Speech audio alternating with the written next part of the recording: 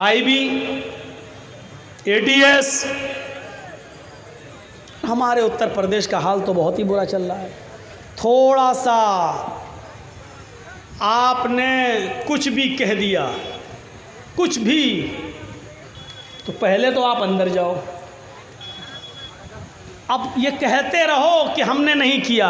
आपको ना कहने के लिए, ये साबित करने के लिए मैंने ये कहा नहीं। 4, 5, 10 साल आपको इसमें गुजारना पड़ा, इसी में चले जाएंगे। आपको शायद मालूम होगा, एक ऐसे ही कोई डाल दिया था किसी ने यूट्यूब वगैरह पर, लेकिन उसमें एक तरफ देखा जाए तो सच्चाई है कि एक हाथी भाग रहा था जंगल में,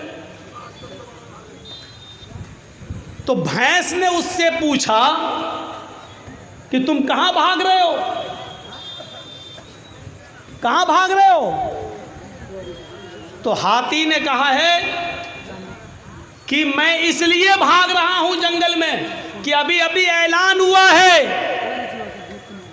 कि जो भी भैंस जंगल में दिखाई दे उसको पकड़ो और उसको ठूस दो जेल के अंदर। तो भैंस ने कहा कि जब ऐलान तो भैंस का हुआ है कि जो भी भैंस मिल जाए उसको पकड़ के ठूसो, मारो, तो तुम तो हाथी हो, तुम क्यों भाग रहे हो? हाथी ने कहा है कि 20 साल तो मुझे ये साबित करने में लग जाएगा कि मैं भैंस नहीं हूं। तो भैंस ने कहा धत तेरी की, फिर वो भी भागी। तो ये सूरत हाल है इस वक्त हमारे मुल्क की, ये सूरत हाल है इस वक्त। हर आदमी का कलेजा नहीं है 35 और 36 मरतबा जेल में चला जाए। हर आदमी का, हर मौलवी का कलेजा नहीं है जो हक बात डंके की चोट पर कह दे, नहीं। इसलिए हक और सब्र को एक साथ बयान किया, वतवासौ बिल हक़ी वतवासौ बिस सब्र। हक बात कहोगे तो परेशानियाँ आएंगी, तो 4 काम अपने अंदर पैदा कर लो। ईमान, नंबर 2 अमले स्वालेह, हक बात कहना हर हाल में, और हक बात कहने में जो परेशानियाँ आए उस पर सब्र करना। ये 4 चीज़ें। पहली चीज़ ईमान। ईमान कैसा? ईमान और अमले स्वाले दोनों ज़रूरी। आपके पास ईमान है, अमले स्वाले नहीं, बेकार है। ईमान है लेकिन अमले स्वाले नहीं, बेकार। अमले स्वाले है लेकिन ईमान नहीं, तो भी बेकार है। आपने कभी देखा है गैर मुस्लिम लोग भी गरीबों की कितनी मदद करते हैं? ज़रा बम्बई चले जाओ, टाटा हॉस्पिटल के सामने खड़े हो जाओ, लाइन लगी हुई है गरीबों की मदद करने वालों की। कैंसर पेशेंट वालों को मदद करने के लिए कितने लोग आते हैं, कितनी संस्थाएं आती। लो साहब कितना का खर्चा? 4 लाख। लो 3 लाख हम दे रहे हैं, लो 2 लाख हम दे रहे हैं हमारी तरफ से। कोई फल लेके चला आ रहा, कोई खाना लेके चला आ रहा, कोई कुछ करते हुए। कितना अच्छा काम है अगर बज़ाहिर देखा जाए, लेकिन सवाब क्या मिलेगा? कुछ नहीं। क्यों? क्योंकि अमले स्वाले तो है लेकिन ईमान नहीं। हमारे पास ईमान है लेकिन अमले स्वाले नहीं, अमले स्वाले नहीं। ईमान किसको कहते हैं? अमले स्वाले क्या है? अबू दहदा अंसारी के ऊपर नज़र डालिए। अल्लाह के नबी जनाब मोहम्मद रसूलुल्लाह सल्लल्लाहु अलैहि वसल्लम के पास सहाबा की एक मीटिंग है, सहाबा बैठे हुए हैं। नबी अकरम के ऊपर कुरान की आयत नाजिल होती है। आपने सहाबा को बताया, आए सहाबियो, मंज़ल्लज़ी युक़रिज़ुल्लाह क़र्ज़न हसना, कौन है जो अल्लाह को कर्ज़ हसना देगा? अल्लाह को कर्ज़ हसना। सहाबा ने कहा अल्लाह के नबी, क्या अल्लाह भी कर्ज़ हसना लेता है? अल्लाह को भी कर्ज़ की ज़रूरत है? फरमाया कि हाँ, अल्लाह रब्बुल आलमीन भी कर्ज़ लेता है, कर्ज़ हसना। जो अल्लाह को कर्ज़ हसना देगा, अल्लाह बदले में उसको जन्नत देगा। तुम दुनिया में अल्लाह की राह में खर्च करोगे, अल्लाह उसके बदले तुम्हें जन्नत देगा। कुरान की आयत नाजिल होती है। आपने सहाबा को सिर्फ अभी बताया ही है कि अल्लाह ने यह आयत नाजिल की है, जो हमको कर्ज देगा हम उसको बदले में जन्नत देंगे। इतना कहना था कि हज़रत अबू दहदा अंसारी उठते हैं, खड़े होते हैं, कहते हैं अल्लाह के नबी, अगर मैं अल्लाह को कर्ज हसना दूं तो अल्लाह बदले में हमको क्या देगा? अल्लाह के नबी फरमाते हैं अल्लाह बदले में तुम्हें जन्नत देगा। फरमाया अल्लाह के नबी, मेरे 2 बाग हैं मदीने में, एक नीचे हिस्से पे एक ऊपर हिस्से में, मैं दोनों बाग अल्लाह को कर्ज हसना दे रहा हूँ, अल्लाह की राह में सदका कर रहा हूँ। मैंने दोनों बाग अल्लाह को कर्ज हसना दे दिए, बाग गार्डन। अल्लाह के नबी फरमाते हैं नहीं, आए अबू दहदा दोनों नहीं, तुम्हारे पास 2 ही बाग हैं, अगर दोनों तुम अल्लाह को कर्ज हसना दे दोगे, सदका कर दोगे, तो फिर तुम्हारे बीवी बच्चे क्या खाएंगे? तुम्हारी जरिए माश कहाँ से चलेगी? तुम्हारी इक्तिसादी, तुम्हारी माशी ज़िंदगी तबाह हो जाएगी। फिर तुम सड़कों पर भीख मांगोगे, अल्लाह को ये भी पसंद नहीं कि कोई भीख मांगे। इसलिए ऐसा करो कि 2 बाग हैं, एक बाग अल्लाह को दे दो और एक बाग अपने पास रख लो।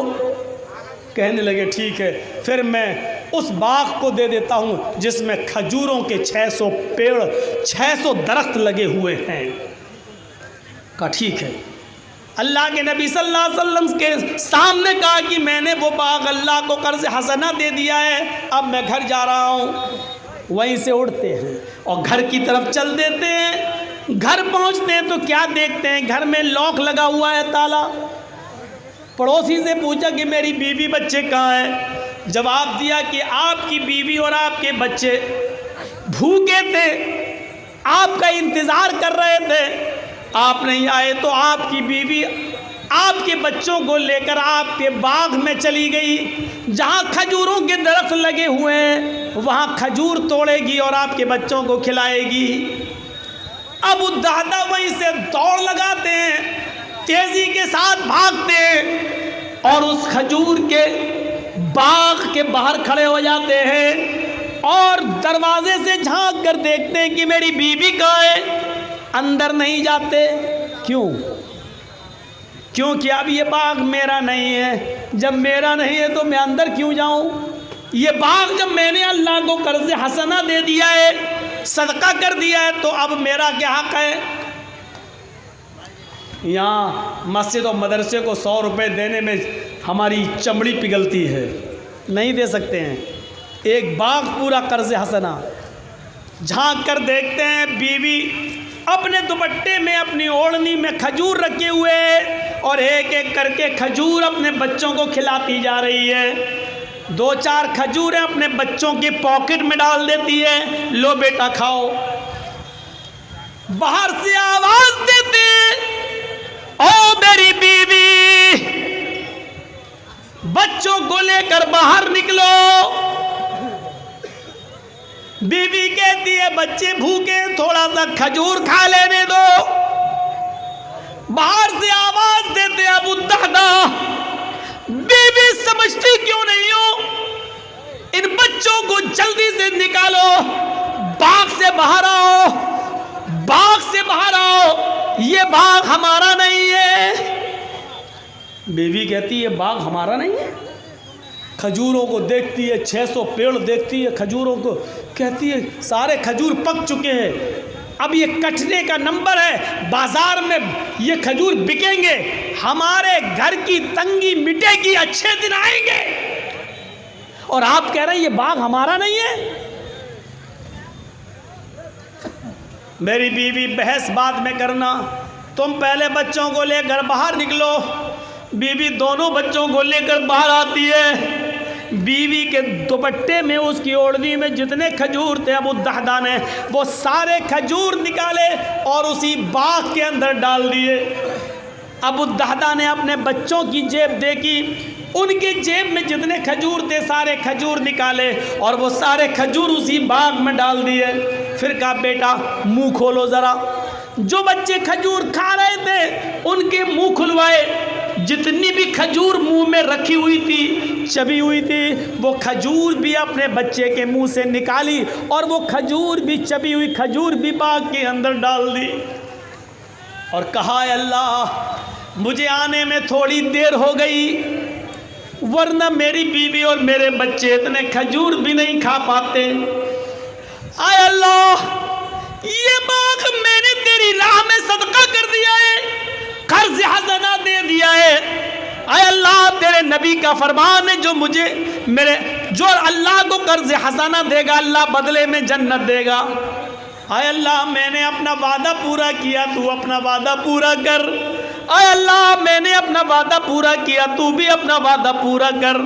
आय अल्लाह, मैंने अपना वादा पूरा कर दिया, तू भी अपना वादा पूरा कर। उधर बीवी कहती है कि ये बाग किसको दे दिया है? कहा अल्लाह को। बीवी ने कहा कि क्या मिलेगा?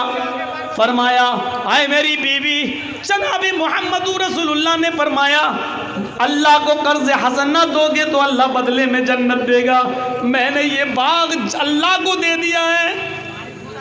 बीवी चीख कर कहती है, एक बाग देकर अगर जन्नत मिल रही है तो ये सौदा महंगा नहीं है, ये सौदा महंगा नहीं है। अरे मेरे शौहर, तुमने अच्छा किया, अल्लाह को सदका कर्ज हसना दे दिया, अल्लाह की राह में सदका कर दिया है। एक बाग देकर अगर जन्नत मिल रही है तो ये सौदा महंगा नहीं है, तुम बहुत सस्ते में निपट गए हो। मेरे प्यारे साथियों, कुरान की आयत नाजिल हुई यहाँ और उधर अमल करके दिखा दिया। ये था ईमान और ये था अमल स्वाले जो उन्होंने उसी दिन करके दिखा दिया। मैंने पूरा का पूरा बाग अल्लाह को कर्ज हसना दे दिया। कहाँ है ये जज्बा? कहाँ है हमारे पास ईमान? कहाँ है? बस मोहम्मद असलम, मोहम्मद अकरम, मोहम्मद अजहर, मोहम्मद फला, ये नाम रख लेना ही क्या हमारे मुसलमान होने की दलील है? गोश्त खा लेना ही क्या हमारे मुसलमान होने की दलील है?